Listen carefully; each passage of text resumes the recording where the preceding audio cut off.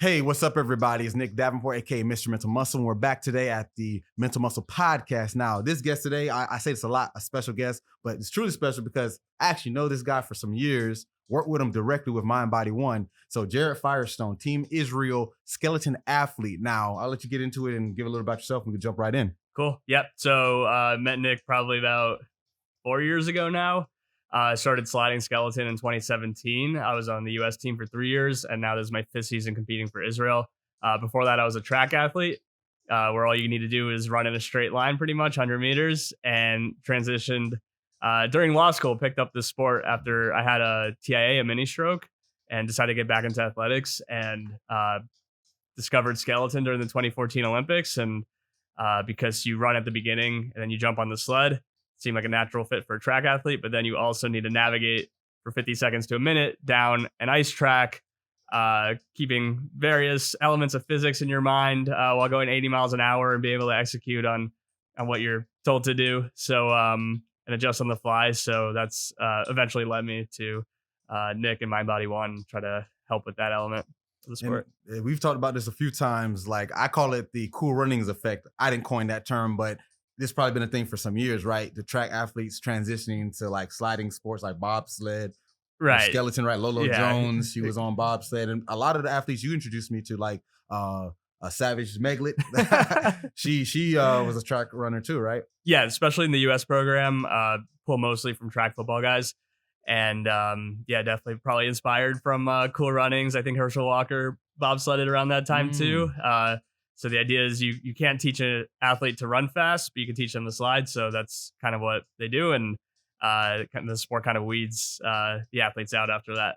That's kind of an indirect segue to some things I do, and even with you, is specificity. Because like you said, the track portion is something, it's trainable to a degree, but it's something you have to have a years of experience as well as just natural genetic ability. But the fact is, to transfer that over to the skill set from skeleton, I'm not going to say it's easier, but at least it's like that. Once again, that specificity of, if I can take this fast, powerful person and teach them how to go down this track on ice, versus saying this person has done neither, and now I got to get them to be able to be sprint worthy, be able to coordinate with the actual sliding. So I feel that correlates what we've done, because we do a lot of drills where it may not look exactly like skeleton, and most of my drills don't look like the sport or the task they look like, but they actually have carryover. So what is your take on, I guess, saying, how does it carry over for you? Because I know people probably ask you, like, what is this brain training stuff you're doing? Yeah, so I think going back to kind of what you were saying, it is easier. You can measure how fast you are, who's going to be fast pushing a sled even. You probably have no idea who's going to be good at navigating the skeleton track. I mean, maybe somebody with a lot of, say, race car driving experience, you can maybe guess they'd be better than the average Joe. But unless you know that going in, you'll probably have to learn those skills. So because of the sport, it's, we're facing 6 Gs of pressure when we're sliding. Obviously, we need ice. We need the winter. We only take about 2 days a run on average. So pretty much in a season, you have 150 times down the track. So you need to find ways to compensate for that, to get an edge, to be able to simulate kind of that decision-making process you undergo while you're sliding. And you need to find creative ways off the track to do that. So a lot of things we do are able to do that, even though it's obviously not just sliding down a track. I know, and that's something, I guess, it took me a lot. You're probably, I would say, one of the most diverse sports I've ever worked with. Like, I come obviously from a team sports background, like football, baseball, and track as well. But transitioning to working with you, it really opened up my repertoire, because I would constantly ask you, does this make sense? Or how can we make this more I think one of the first drills I made for you, it was a flash of the screen of, I think, Park City. Yeah. And you had to guess which curve it was based off of the position you were on. And then I would have like colors on each side. So if it was the right curve, you would say red. And if it was wrong one, say blue or something like that. Yeah. If I was in the right spot, then I would have to recognize, like, it's like, am I going to steer or am I not going to steer? And just with the flash of the picture, kind of simulating the best we can, how quickly I have to see things when I'm coming out of a curve at 70 miles an hour, I'm able to look up for 0.2 seconds, and then have to figure out what I'm going to need to do half a second after that, with pretty much no visuals after that first kind of side of it. I don't know if I've said this probably to you personally, but I'll say it on camera. that played a big role on me being able to be more creative and flexible how I come up with stuff because just like with my MMA clients, the more diverse the sport was, the more I had to figure out how to make it make sense. Like some sports are easy, like say football, baseball, Yeah. is more just agility, reaction, which you don't have to do too much. But when you're talking about like split seconds, being in the right position, I think we've done it with the helmet on. So it's like you've really given me the insight to expand. So low key, you were a big part of how my career even progressed, as well as obviously I was here to help you, but you helped me too. Mutually beneficial. But yeah, so I want to ask because this podcast is about the mental side of things, not just from the cognitive, but also like just the journey of how you overcome struggles. And you mentioned that you've dealt with medical issues, your own career. So let's talk about how, let's say, that transition when you went through that, how it gave you the drive. Because I knew you personally, so I know how hardworking and driven you are. But a lot of people don't see like how debilitating that could really be. Yeah. So what I had, so I was 23 when I had a mini stroke. And I was told by a cardiologist, neurologist, you might not be able to play sports ever again. And having my identity before that in college super tied up and being a student athlete or just being an athlete in general in my life, it was sort of, I guess, a wake up call, made me realize not to take it for granted. So combining that then with finding this other mission outside, it's easy to say I want to go to the Olympics, but then so many things happen between that, and it's hard to stay focused on that super abstract goal. But for me, representatives are all having another mission kind of every day along that journey to that end goal. That's what makes it easier to do these million and one things I need to do every day to just even get on the track, not to mention slide well and hopefully make the Olympics in 2026. And then 2026 is already fast upon us. It's 2024 in about a month. I know the 2022, you kind of cut it close. I know that was hard because think about it, 4 years, like that's basically the time we worked together for the most part. So I saw that work go in with me, with your other coaches, and then that come up so close to something you work so long. I don't think people really understand that. I know like team sports, like football, basketball, there's seasons. So if you come up short, you got probably 5 months before you can get right back into it. But you have 4 years. That's a lot of work for such a little time frame. Yeah, especially in a sport where the races come down to tenths of a second at most. So I finished 28th. I was 3 spots out of the last spot. And something to keep in mind, and to give you credit, is that the guys who were in those last 3 spots were in the sport 10 to 15 years each. Wow. That was my 3rd season competing full time. I'd done some training before that. I probably had maybe 20% of the experience they did in terms of run volume and race experience, but I was able to shortcut so much of that learning curve because I was so focused, working hard, not just on what everybody does, but I'm finding creative solutions like the work we do. And I was able to kind of shortcut that to give myself a pretty good chance heading into the season with that like basically decade of deficit of experience I had. And I would say that was a unshameless plug because I always tell people that you can supersede certain parts. Like the skill side, obviously you have to work on, but like you said, you had 20% of the time they've put in, but you either beat them or kept right up with them because you're able to compensate from your track experience and speed, from your ability to just take in information quicker. Because we were saying this off camera right before on my new app I'm working on, how that little bit of time left in reserve of if it was a minute to minute 15, right? Yeah, like 50 seconds to a minute. So 50 seconds to a minute. If you literally can add up 3 to 4 tenths of a seconds on 4 different curves, right? That's 1.2 seconds. That's winning and losing. And that's 1.2 seconds is the difference between 1st and 10th place. So you see what I'm saying? So you made that up because like I've seen this even in my experience. I was working with an ex-Navy SEAL, and I was not an expert shooter by any means. And some of his people in his class were expert shooters. And then I would be right in the mix. I wasn't the best time-wise. We were doing some of my cognitive drills with the shooting, but I was in the mix because the thinking and processing, it took me no time. It was the trigger pull and all that. And it goes back to you. You may have not had the experience of these drivers or sliders from Germany or what other countries? Right. The guys ahead of me, Australia, Romania, Ireland. So these countries have a program that's more solidified. And I guess I'll segue to that. Team Israel. So I see that that's not a common place to think of a winter sport. So how does that even work with the whole team and all the representatives? So it really was just me for the last couple of years. We just got a new guy, shout out to Oren. who's coming up now. So it's good to have a teammate. But yeah, we do. It makes it, I mean, just like you were saying, cool runnings. It's a lot more entrepreneurial. You're not just an athlete; you're also a full time travel agent. Sometimes a full time coach for yourself, Mhm. along with YouTube. You have to be super super resourceful. Also have to raise all the funds to do all of it, which is uh, to do it cheaply is like $40,000 a year. Um, so yeah, it's part of the struggle, but also part of the reward once you're able to execute everything.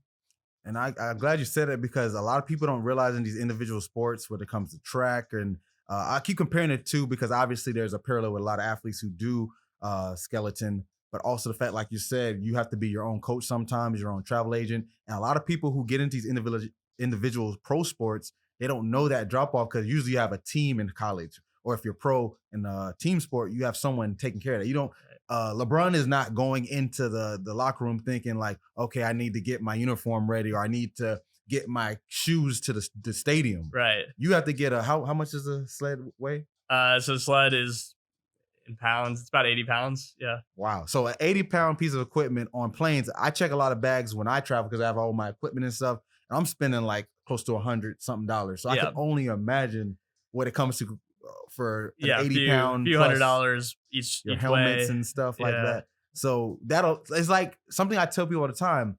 Most people aren't willing to do these things. We can take it outside of skeleton just in life because there's deterrence. You could have easily said, dang, 40K, and that's just scratching the surface. Right. I would argue most people would hear that number if it was something else and be like, no, I'm good. But you said, despite the medical setbacks, despite a transition to a completely unique sport you've never done, and the financial burden, you still keep going. What makes you say, I want to do this? Because obviously there's something in you that goes beyond just, I want to be a champion. It's just the Yeah. fact that I'm a competitor. Yeah. Am I Just jumping the gun? I think, because I know you're unbiased, but you're a competitor. yeah, just feeling competitive. I mean, I'm out there for the races.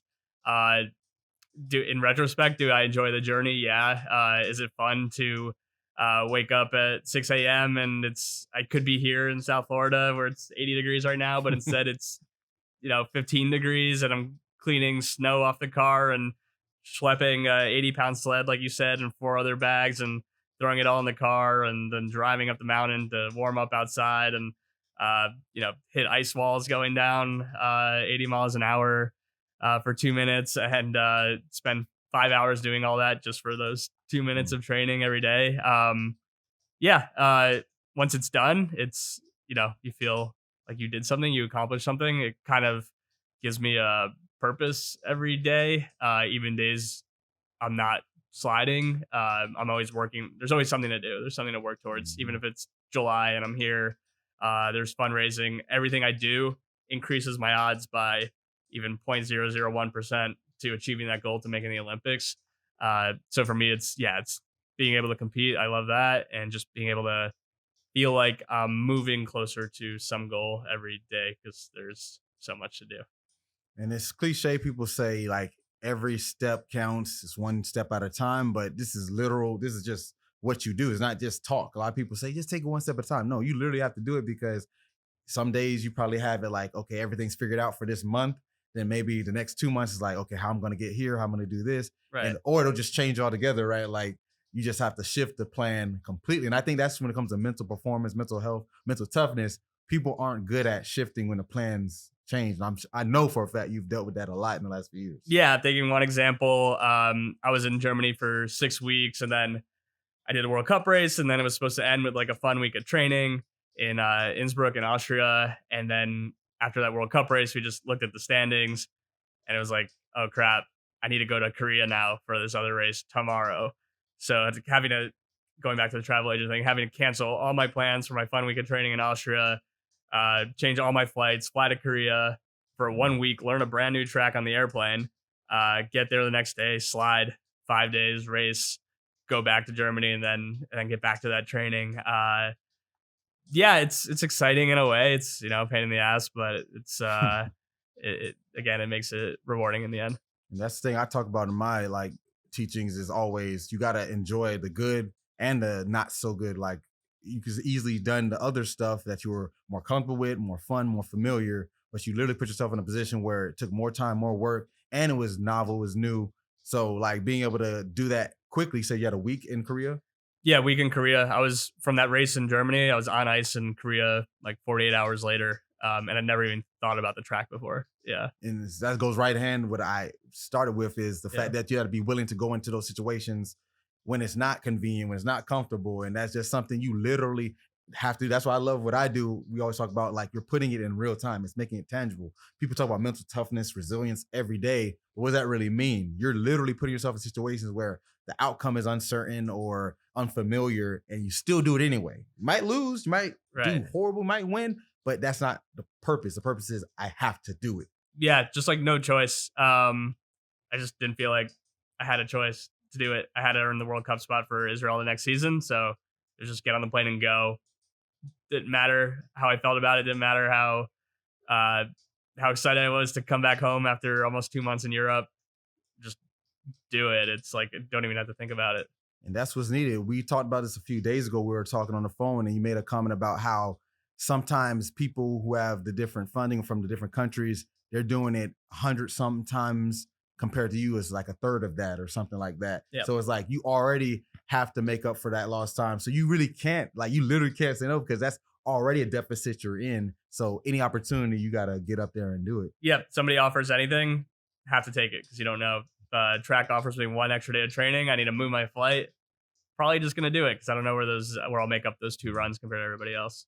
Okay, so I want to ask this because I know by trade you went to school, Tulane University. I'm not sure where you went to law school. Cardozo in New York. Cardozo, so in New Yep. York. So I wanted to ask what things from your law, whether it was the getting degree or once you got degree practicing, or things that carried over, because we think about lawyer, we always think these super smart, quick thinking, able to switch off their thought process and persuade things. You know, Right. all the like the court movies always show, and I know most things don't go to court. I've learned that and Yeah. personally. Settle. So yeah, so it's like, how do you see that carry on? I know firsthand because I've seen you lawyer some things, if you will, and kind of play to the task that I given you. But how, in general, not just with my stuff, do you say that could play a factor in how your drive and your work ethic goes? Yeah. Just learning the main thing you learn in law school. It's not really it's not like what you're gonna do when you're a lawyer. It's like how to think about things, how to break things down, and kind of solve the problems. And kind of going back to that example where I had to come off a race and turn from like chill training mode to just learning a new track and going straight to the fire 48 hours later, being on the ice, making those decisions at 70 miles an hour, something I've never seen before. And it's the same way with that's like where that legal training would come in, where I'm handed a problem, basically at the airport, call somebody who has some coaching experience and be like, all right, walk me through this track. And they're able to just tell me kind of the concepts because you're not going to learn everything perfectly in that short of time on an airplane, but just tell me the concepts and then be able to pull and kind of like precedent in law, be able to pull my experiences from all the other tracks I've been at and then come up with a game plan as to what I'm going to do when I'm on the track the next day, and being able to make the most of that. So I think I only had 6 runs total times down the track before the race, and just coming up with a game plan to be super efficient in those runs. So let's put it in terms that's a little different. So what would you equate 6 runs to? Let's say if you said in basketball terms, is that like saying equivalent to finding out who you're going to play 5 minutes for the game? You know what I'm saying? Like, how would you Yeah. quantify that in another sport? Okay. So 6 runs equivalent to another 6 runs. sport. So probably, I think golf could be a good example because Okay. you have different courses. Okay.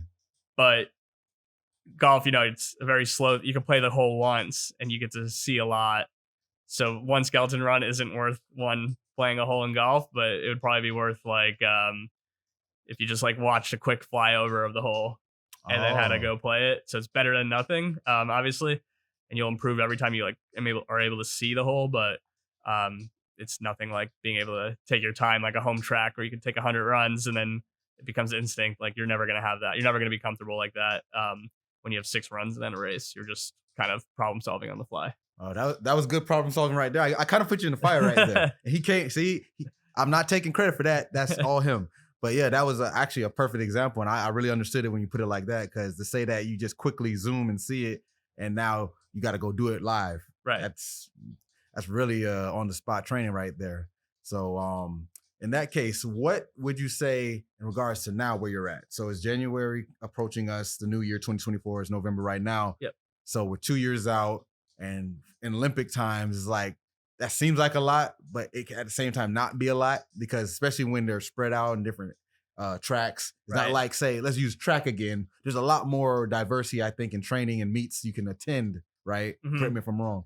Yeah, limited access to the resources of the training. So it's 2 years, but winter's only October to March, right? Where there's even tracks, and then the tracks have restricted availability. And then Olympic year, there's going to be 7 tracks we race on. I don't know which ones they are yet, so I need to spread myself. There's, I say, maybe 14 tracks around the world, so I need to figure out, spend just a little time at all of them just in case, or I could risk it and skip a couple and hope they don't show up in the Olympic circuit year. So really, I have 4 more months now, and then next season 6 months, and then the Olympic year, you're too late for training. You are what you are. You're just racing. So what's that? 10 months of available sliding right now. Wow, when you put it like that, yeah, it's not really 2 years then. Definitely not 2 years. Less than a year. Not to mention days where there's no access to ice or for whatever reason. So yeah. So for people who don't really get this sport, on top of the hindrances you already mentioned personally, now you're talking about just the access. It's hard to get better at something if you can't actually do it. Obviously, there's components you can do, like the track work, lifting, stuff with me, with the mental and cognitive, but that's not as specific. So it's like, yeah, you got faster, stronger, more attentive, but you still need to go down that track. Still need to apply it. Yeah. Right. There's things you can do, visualization, cognitive training like we do. And then, work on my physical aspects. But then I only have probably 200 to 300 more opportunities across the 14 different tracks to actually execute on those things, experience it. And so much of the sport is just being comfortable, being relaxed, and being able to execute at the same time. So your brain and your body can be perfect in terms of your thought processes and your ability to sprint, but you need the reps to be able to relax, which gets the most of the energy that you're putting into the run. So you just gave me an on-spot lesson. There's a lesson in there, because I use this thing called the 100-meter mindset. I've been doing it for years in some of my workshops, and it's nothing like novel or super off the wall. And I've actually seen some memes kind of reference the same premise, but it's basically saying how a 100-meter sprinter does 5 to 6 days of training that could last hours, let's say 6 days, 2 to 3 hours a day, easily 18 to 24 hours worth of work, actual work. Right. For something at best in the Olympic level, 10 seconds and under. And even at the college level, 10.5 and under. So not a lot of time. So you're getting all this work for something that's such a fraction. So what I just thought of on the spot, you should have a skeleton mindset too. Because given what you just told me, and I think this makes sense, is you have a finite amount of like opportunities. Like think of them as tangible opportunities. Like if you have a bowl of apples, once you take one and eat one, it's gone. So with you, it's the same thing. It's like, these 200 chances are always going to be there, but as the weeks go by, 200 comes to 190, 190 becomes 140. So if you haven't taken them, they're done. So now you only have 110. Right. You could have 190 or 200, but now you have only 110. Now it's up to you. Can you use those 110? So going back to the whole end around is that skeleton mindset. So I'm gonna use that. I'm gonna clip this. I'll allow you to take the IP. Okay. Yeah. And he's a lawyer, so if I don't listen, even if he's not in IP law, I know, but he probably got something up his sleeve. So you just recently came back from a race and you fared pretty well, right? Where would you place? So I finished 6th. I was in 2nd, but kind of going back to what you were just saying, the hundreds of hours we put into training to get a little better. I had a knee injury all summer, so I didn't really train. But I still only pushed like 500 slower at the start than I did in years where I trained all summer for hundreds of hours, which shows the amount of work we put in for on the margins. But yeah, so then I was in 2nd. I fell back to 6th because I had a little quad strain, but it was a good result. It was a big, heavily attended race. And you made things happen the best of your abilities. And the reason I wanted to bring that up is because given the current state of the climate with Israel and Palestine, October 7th tragedy, and I know you've been very active and vocal with your actual athletic career, paralleling that so you can do your part. So talk a little bit how that's been occurring for you. Yeah, so definitely on October 6th, I didn't know if I'd be sliding this season. Just had this knee injury, hadn't raised money yet. And then my life kind of changed on October 7th. And after taking it all in for a few days, you always wonder like what you could do to help. And my first instinct is to go to Israel and be on the ground and helping, pack bags for reservists coming in, or just giving blood, anything you could do. But then I kind of realized my unique situation where I'm literally the only person in the world who could go to World Cup races in skeleton and represent Israel and be an advocate for Israel and the Jewish people. Just thinking about how many hundreds of people I meet a year each season that I get to talk to who probably wouldn't encounter an Israeli or even Jewish person otherwise.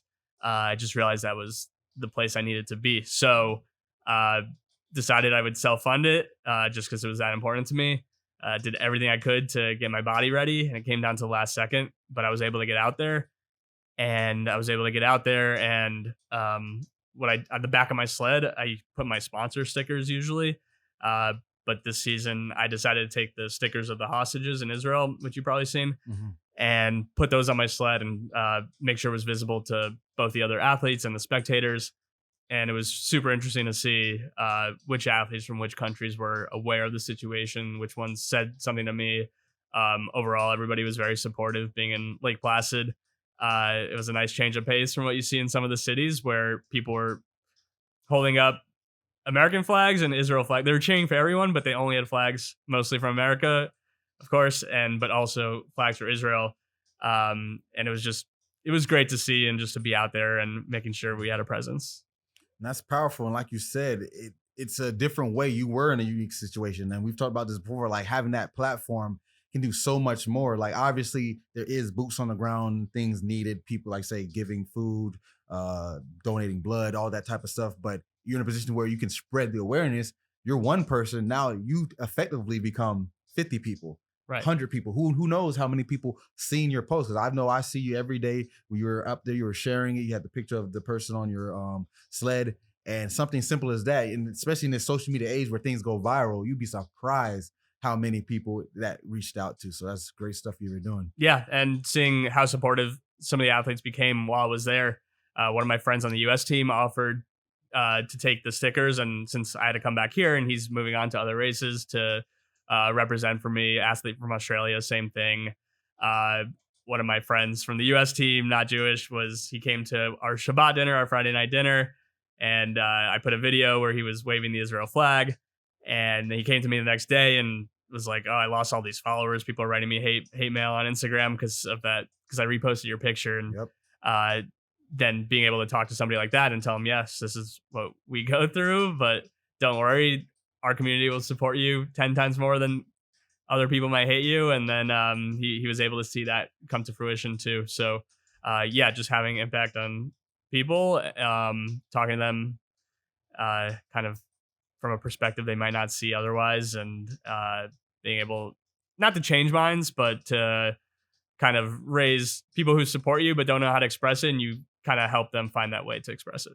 Well, I guess perspective is a very key word, because going back to the event we did together back on South Beach, when we literally just were doing some brain training tasks, trying to support the cause, and we shared that post as a collaborator. And I know on my end, I think you come into one of them, they were like hating on me. And I had a few DMs that I didn't share with you or anyone else that were disappointed in me. And it's like, my take on it is, because I'm not Israeli and I'm not Jewish, right, but it doesn't mean I can't understand the plight of someone else. Just like if I want to say, understand the plight of Black people in America. Like, you don't have to be Black, or you don't have to have gone through a horrible experience. I pray no one goes through what the Israelis have gone through, or what anyone has gone through history when we consider tragedies. But at the end of the day, that's what I think it should be about as humans. Like, obviously there's differences culturally, religiously, but if there's a right and wrong, we can clearly define that. And at the end of the day, that doesn't have a race. It doesn't have a religion. Like, we talked about this before too. If you go back to the 1950s and 60s, one of the biggest, I guess, alliances and what we consider one of the worst times in American history for not being a Gentile Protestant white person, right, was that time. And I would say both of our parents were alive during that, maybe not that old, but they were alive during that time. Yep. So they can see it firsthand. And Jewish and Black people it was a lot of alliance there. So I can understand that. And that's why I think we should get as just people, like, there's good and bad in this world. We can identify each one. And I know I'm probably going on a "we are the world" type of rant, but that's how I feel about this. And I will never back down. Like, you know me, I'm a nice guy, but you're not gonna like put me in my place because you think I don't do something you like. Like, Right. Yeah. right is right, wrong is wrong. Exactly. That event was strictly to raise money for people and their families that were killed on October 7th, and were displaced from their homes. So yeah, to not allow you to do that when you feel like you should is just crazy. So yeah, definitely appreciate you and my other friends who have non-Jewish friends who have stepped up and just showed how strong of allies people you can depend on. Means a lot to everybody in the Jewish community. All right, thank you. And thank you for being part of my journey. And going off of this, I know this is a heavy topic, but going off of that, just using it, there was a thing, this is a little bit history because, you know, I used to be a history teacher. I actually want you to tell this because I remember you shared it about 3 or 4 years ago. There was a Jewish, I want to say, weightlifter who went to Tulane, who was also a lawyer. All right, I'm not Right. mistaken. Yeah, you're So yeah. can you tell that story or Sure. about that? Because I feel that was very powerful because you know me, I'm big on like taking like the most out of a real life experience and using that as motivation. And I think that even though it didn't have nothing to do with me, I felt motivated. And I know for you being a similar path. So what do you? Yeah. So going back to the beginning of my story, even before the mini stroke and discovering skeleton, I wanted to run track for Israel because, well, track was what I was good at, but I wanted to compete in Israel at something because from the time I found out about the Munich Olympics in 1972, when 11 Israeli athletes and coaches were killed by Palestinian terrorists in the Olympic Village. And yeah, there was one guy, David Berger, who very similar story to me. He was a weightlifter for Israel's team. He was killed that day, just like me. He was born in the U.S. He went to Tulane. He went to law school in New York, and he wanted to just compete for Israel in the Olympics. Same dream as me. And kind of realizing how easily that could be me, and wanting to carry on sort of the torch for him and the other 10 athletes and coaches who had committed no crime besides being good at sports and being Jewish and representing Israel. So that for me, that's probably my biggest motivation, everything I'm doing. That's deep because a lot of people think it has to be something like blockbuster movie level to motivate you. But the simple fact that someone had a common dream, and that's why I like doing this episode with diverse populations. I've had athletes like yourself, military, psychologists, people from all walks of life, and telling these stories. I think that's what could, like, they bring it full circle, bring us closer as a people. Like I say, I'm not trying to be "we are the world," but it's like if we understand and hear these stories, we'll see they're not that much different from each other. Like, the only, I guess, sin was I was born in a different place than you.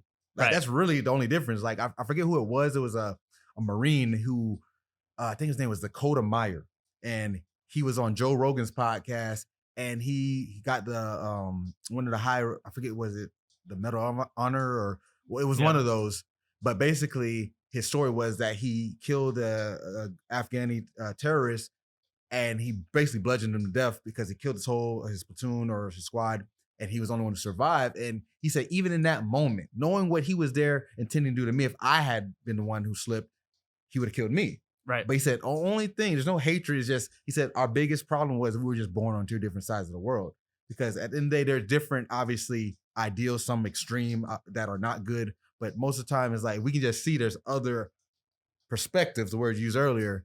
It doesn't see, you have to believe it. Like I'm not Jewish, I don't practice Judaism, but I can definitely respect the tenets of Judaism because a lot of it is just being a good person. Right. Same thing with Islam. Same thing with Christianity. Thing with just being a good overall person. But we get lost, I guess, in the semantics, and that's where we go left field. So telling more of these stories, I think, like we said, should we talk about this? And we're like, screw it, let's talk about it. This is very important stuff. So yeah, it's super important. Like, to me, that's the main purpose of sport, is to bring people together and tell those stories, like you just said, and finding the commonalities with each other that's outside of the governments or whatever terrorist organizations might be active in certain places. The people generally want the same things and have the same values. Mm-hmm.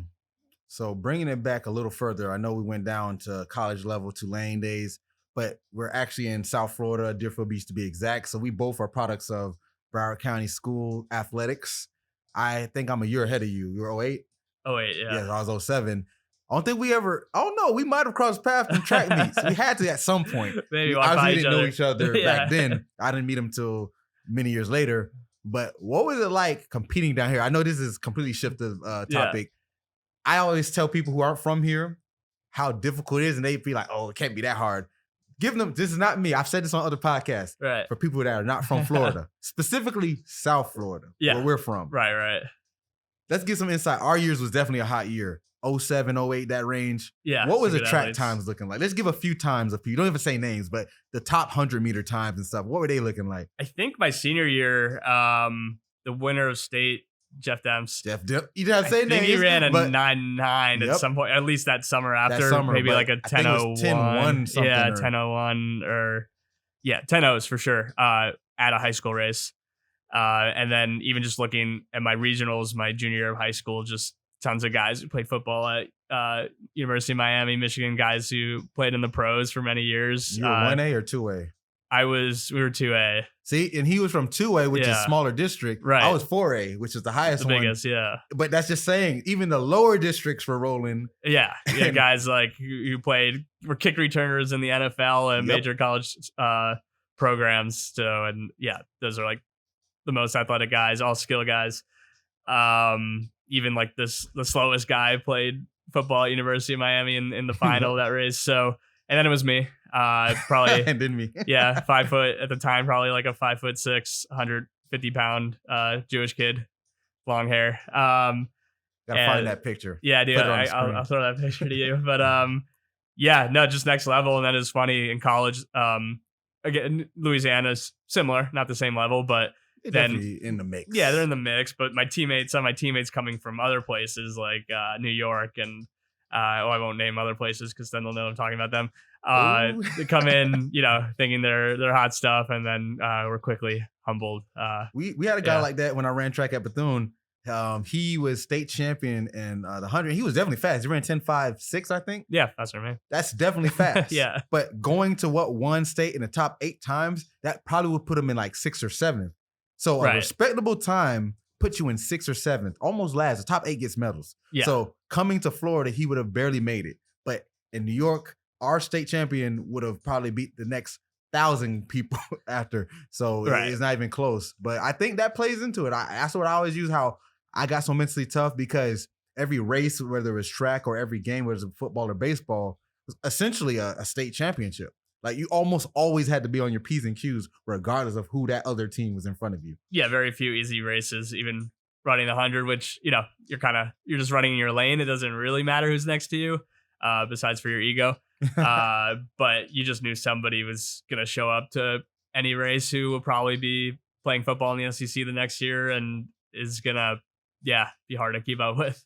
So saying ego, I want to ask, I'll give mine or you can give yours. Who was the person you were in a lane next to in the 100? Let's just use 100. Okay. So we both share that. That did give you a little like, oh my goodness. Not saying you faltered or did horrible, but it did make you like say, wow, this guy's next to me and I'm about to go head to head. So mine is Walter Dix. Do you remember him? Yeah. I have a So Walter my Dix story. freshman year, this was my first meet, freshman year, and I knew of him, but I didn't know what he looked like. Yeah. So all my teammates just messed up how they did me. They didn't go in this heat. Like, Nick, go in this heat. I'm like, whatever, because I had that mindset like, I don't care. I was county champion in middle school. Yeah. I came in there, They're the like, man. I went to the county championships as a freshman. I didn't win, but I was like, okay. I got Dustin. He ran a 10.5. He was trotting a 10.5. Right. I don't know what I ran. I think I Warm ran up. like 11.2. Respectable for a freshman, Yeah. but not gonna do nothing. No. So I ain't gonna lie. I was kind of like, oh my goodness. So do you have a person?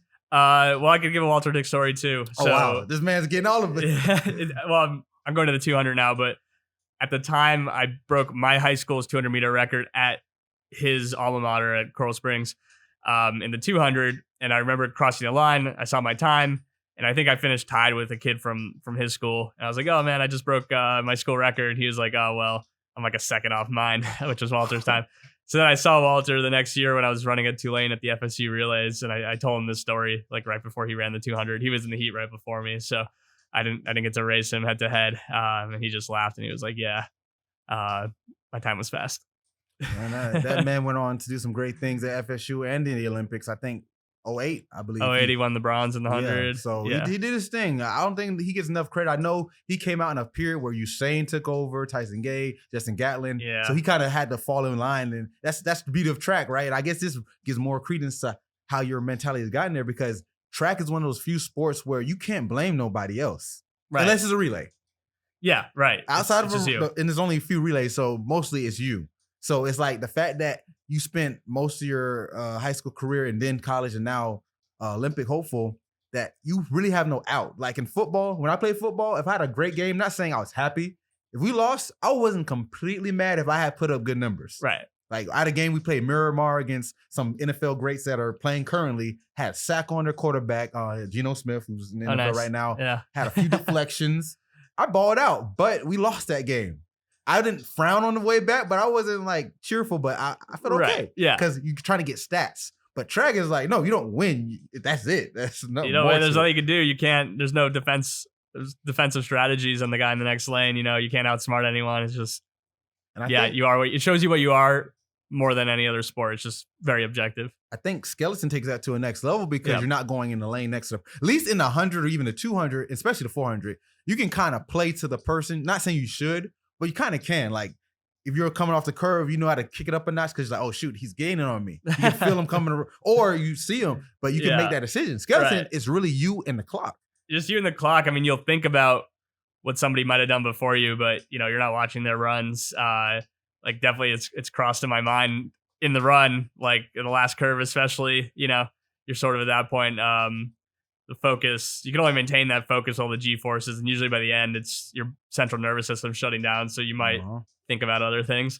Oh yeah. We know this. And like, you will think, you're like, oh, I wonder if this 0.01 seconds is going to cost me against that guy.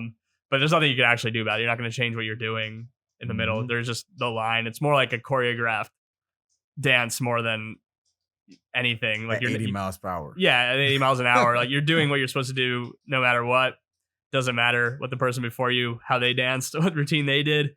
You're just doing your dance for the 50 seconds. And if you mess up, you just keep doing what you're supposed to do. There's no way to make up the time. So you just got to do your best and hope it was fast. And talking about mess ups, the reinforcement, or should I say punishment, if you do mess up, you sent me a picture out of the blue one time. You're joking like, hey, I'm a fighter now. Yeah. People know I work with a lot of UFC guys. And I was like, dang, that, and you have a helmet on. So this shows how hard the impact is, that the impact's still going to have force through the helmet. And you were bruised pretty badly. Yeah, Maybe I might, this is like, it's barely, it's almost gone now. That's 8 days old. You, and race day especially, you have no pads.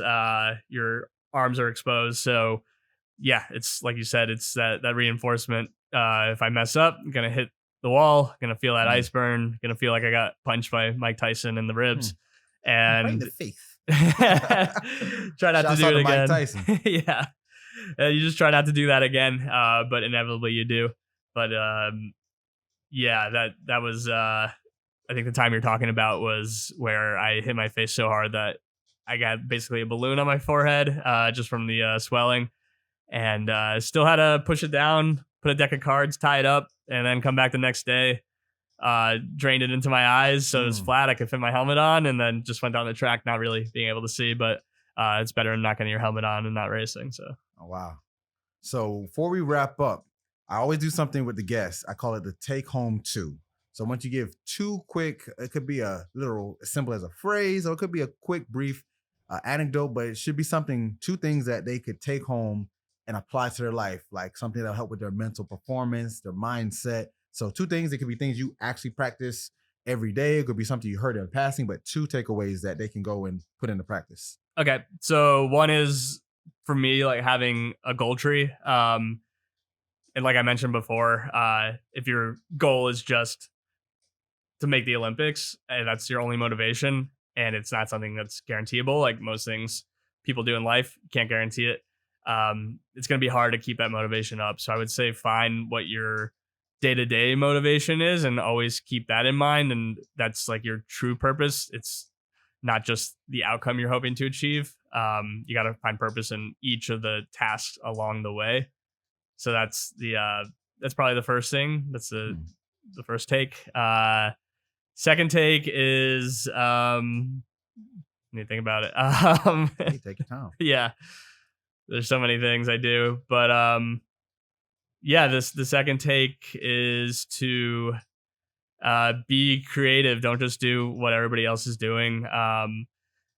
You got to think of how to get an edge, little things you could be doing that nobody else wants to do. I'm not just talking like wake up earlier and eat cleaner, but if you're an athlete, but if you're doing anything, just like, yeah, try to be creative, try to find where you could get an edge always, what you could do that the person you're competing against or going against or isn't doing, and try to find a way to get advantages that way.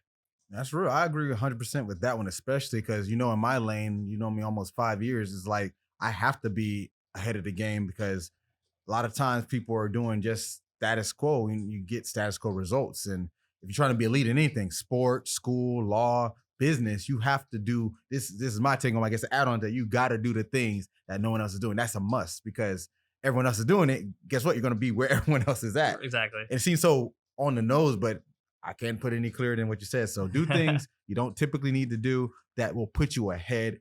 Keyword, put you ahead. Don't just do them frivolously. Right. Put you ahead. Yeah. So drop where they can find you, whether it's social media, your funding. How can they help you out or just contact you or see what you're doing? Yeah. So reach out to me. Instagram is at jfireisraelslider or jewishjet.com.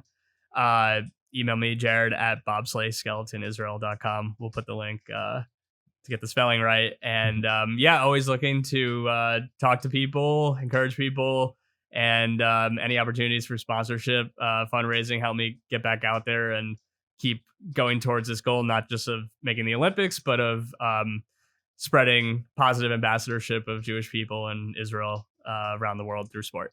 And I definitely co-sign that because unlike most guests, I've seen his journey firsthand. I was a part of it. I'm proud to say that. So if you can, whether it's just sharing a post, you never know. Reach is reach. So thanks for coming on. And as always, guys, get your mind right. All right.